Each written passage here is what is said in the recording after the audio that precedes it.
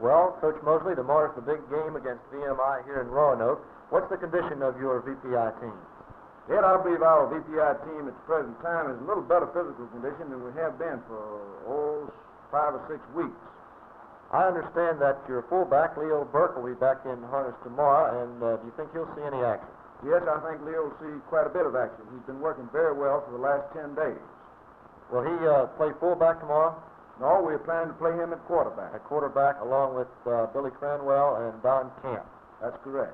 Who will be your starting fullback tomorrow then? Don Divers, a youngster from Roanoke who is a sophomore and doing an awful fine job for us. And who will be your starting halfbacks tomorrow, Coach? Be Dickie Beard and Howie Wright. Wright will be back in action, yes. Full-time duty? Yeah, I feel like Wright's in good condition again. Do you feel that your players are really keyed up for this game against VMI? Well, Ed, they certainly should be. You don't have any trouble getting them up for a game like that? No, we fortunately haven't. Okay.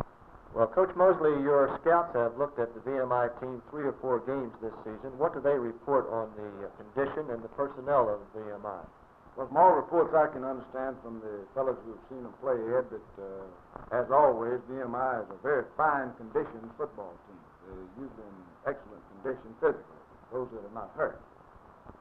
And mentally, naturally, you know how VMI feels against beating or feels about beating VPI, and I know they'll be in good spirits. Well, Coach Nick Servideo, VMI's fullback, and Davey Woolwine, their quarterback from Abington, will be back in the lineup again tomorrow. They did a very effective job against VPI last year. How do you feel about these two boys? Do you plan any special defenses for Woolwine's passing and Servideo's block-busting runs?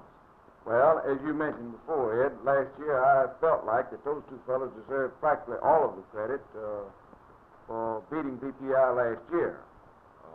Woolwine has done a little better job, I feel, this season in throwing the football. He does a very fine job with throwing passes. We would like to feel that our defenses are adequate to do a better job against his passing, and naturally we will make every effort to stop Servidio's power thrust, which he's very effective at. One other question, Coach Moseley. How do you feel about this game? Do you figure it will be a defensive battle or a wide-open game with a lot of touchdowns in it? Well, it's one of those traditional affairs, Ed, and as many people often mention about the game, it's pretty hard to figure. Our defense has been very, we hope that it will hold up, although I kind of doubt if it'll be a low-scoring game. I'm rather inclined to believe that there'll be quite a bit of score. Well, let's talk one moment about your fine line. Al Satterfield, your line coach, has done a wonderful job with the line. Who will start in the line tomorrow for VPI? Well, we'll start practically the same lineup as we've used all season. Petty at one end, Luttrell at the other, Freeze at one tackle, and Richards or Jameson at the other tackle.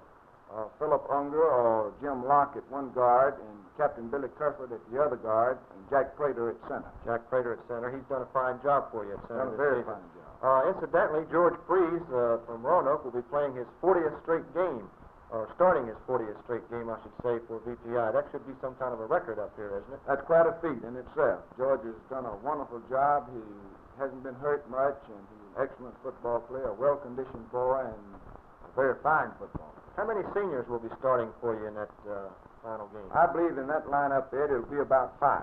You'll have 5, and I'm pretty sure that VMI is starting 8 seniors, so it's sort of be a battle of the